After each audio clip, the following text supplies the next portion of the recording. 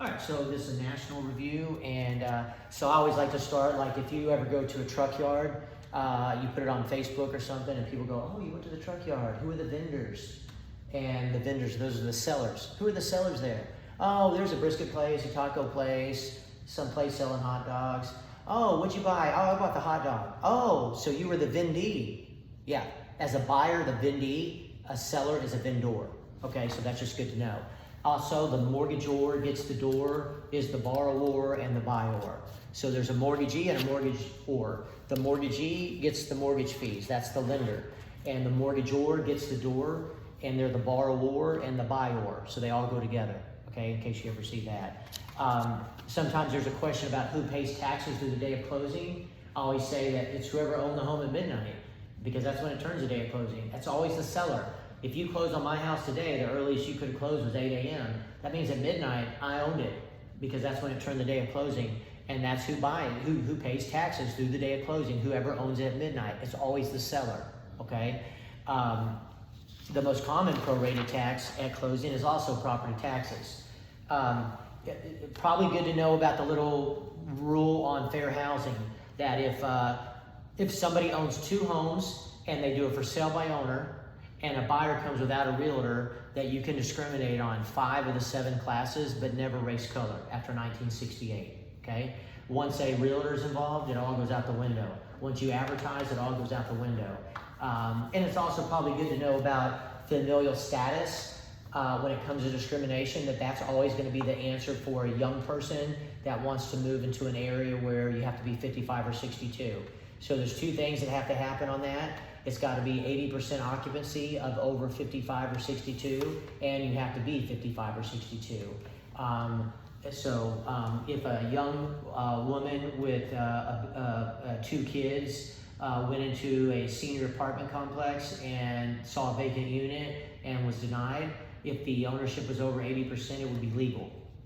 But if it was under 80%, it would be illegal. It would be fair housing violation, okay?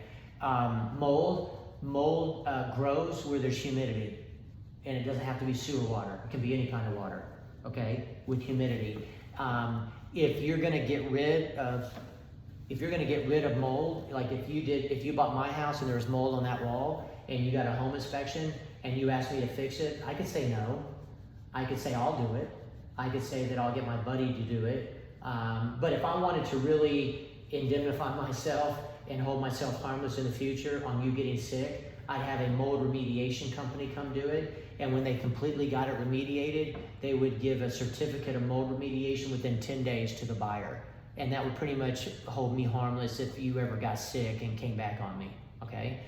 That's always gonna be the best bet. A blanket mortgage is what raw developers use to buy land, and raw land is bought for residential subdivisions. So once raw land is bought with a blanket mortgage and then it's converted into a residential subdivision, if us 3 want to live next to each other, we would get partial releases from the blanket, okay? And then the owner of the blanket would use our proceeds to pay down the balance, the big balance on the blanket mortgage. I imagine you all know by now functional obsolescence and external. Functional is if you come in here and that's a 20 amp and you plug your iPhone in and it blows. It should be 60 or 120 or what, I don't know, electricity, but functional obsolescence would be if this was a countertop in the kitchen and it's a $10 million house. You know, this is not a nice table for a $10 million house. It would be a 3-bedroom with no split bedrooms. All the bedrooms are on the same hallway. That's functionally obsolete. Not to be confused with like outside, you have high wires, or you have a liquor store or a daycare or a school directly next door to you. That's going to be bringing down your depreciation, and that is going to be based on external factors outside. National origin is always going to be protected. If you get a fair housing question, if it asks for 3 or 4 reasons, like, hey, somebody is, if somebody is, if it says, hey, what year was race, color, and handicap? Well, that's gonna be 1988, because it's gonna be the most current year. And that's why you got to know the story. 1866, race, color, Civil War. 1968, Bobby Kennedy assassinated. He was an Irish Republican. He was a Democrat, actually. He was an Irish Catholic. That's national origin, religion. 74 was women, sex, gender. And then the last one is 1988, and that was George Bush. He was in a wheelchair, handicap, and a big family at his funeral. If you ever get a question on what a veteran can't use their VA loan for, it's going to be anything that's generating income. So when you see apartment complex, that's always going to be generating income. You can't use your VA for that. You can for duplex because you'll be living in one side, but you can't for an apartment complex.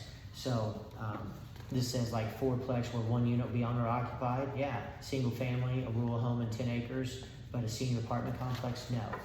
Anything I think I missed that question. Yeah, anything that's going to be generating income, you can't use for FHA or VA or USDA because down payment's so low, okay? When you're at the gym working out and make you look like Schwarzenegger, that's just puffing, okay?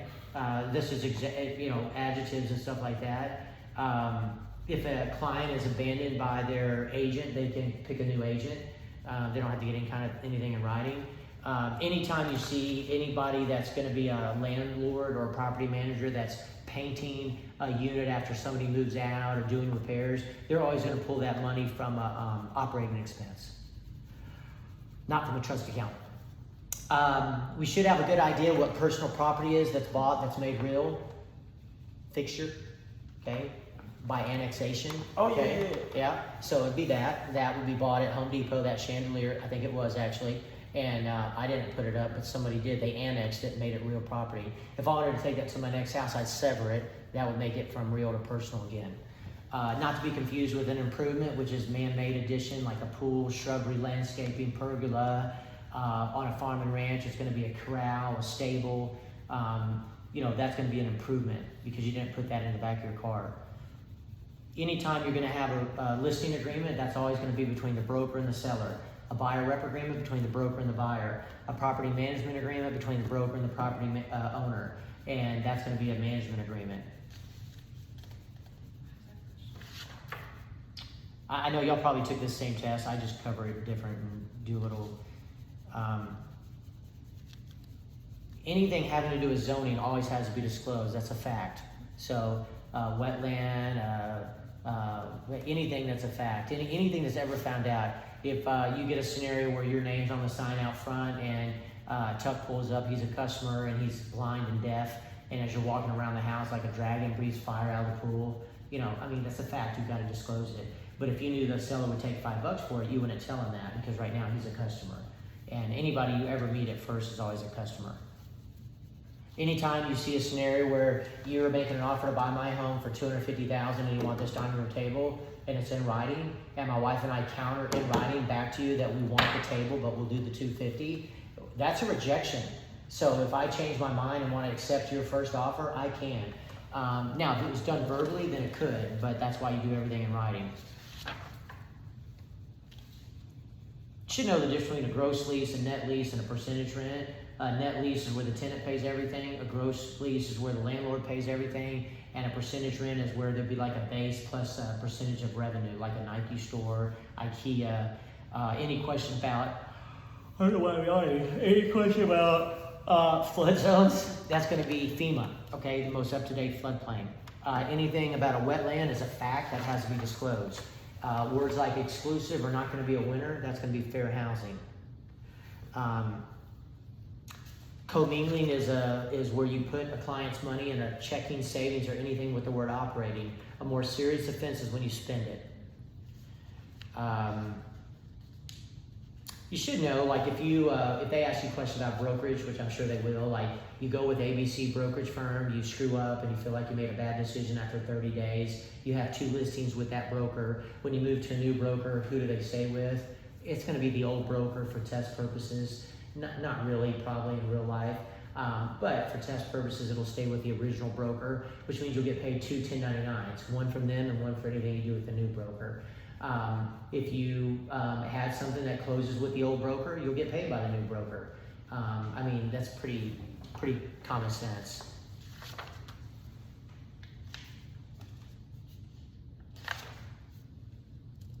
you're not supposed to put a combo on a property that has a human being living in it because people can learn the combo. So you can put a combo on a vacant home that's for rent, but not anything else, and I wouldn't even do that. But if you were gonna put a combo, you would make it a random set of numbers, not like what it comes as a default at Home Depot, 0000. A lot of people do that. Title insurance, it benefits the buyer, protects the buyer, because some buyers might not get a loan, but you still have to have title insurance. So a lot of people pick it, it protects the lender, it protects the borrower, it protects the buyer. A title policy does.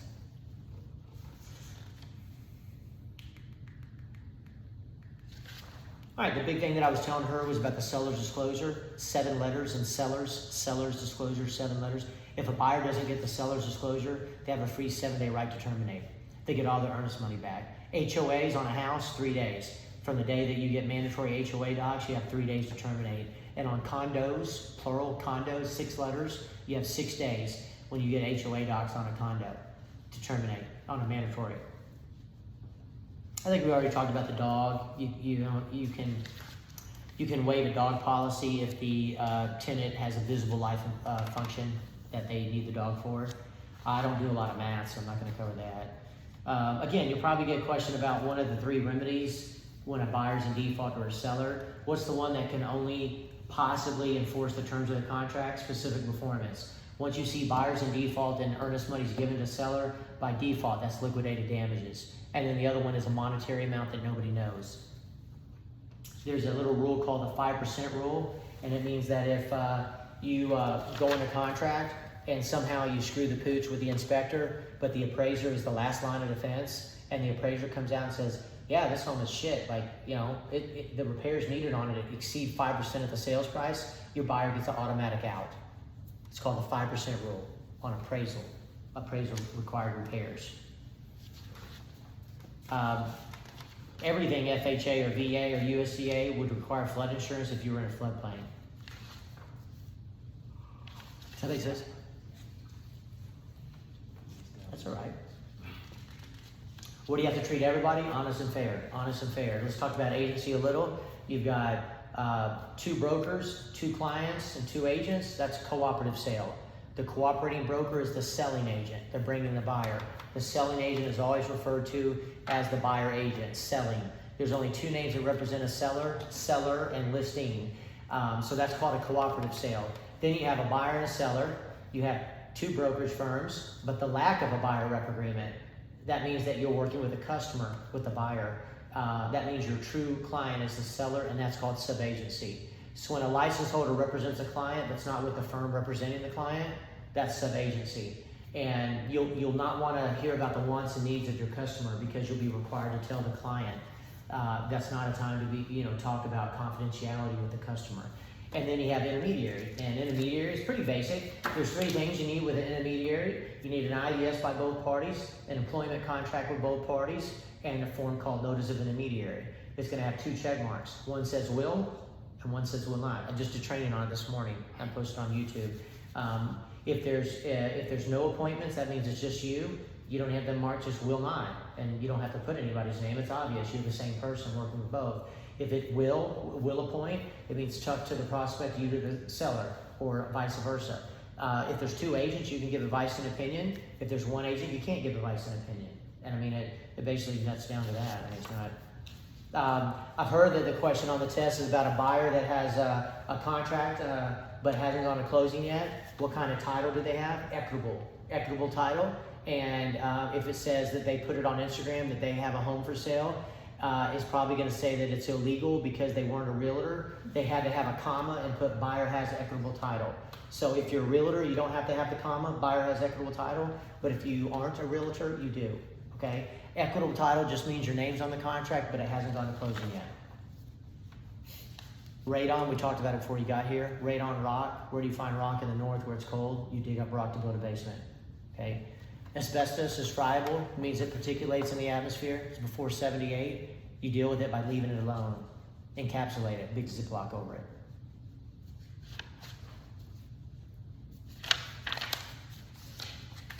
And that's basically, because I kind of covered some of the national on the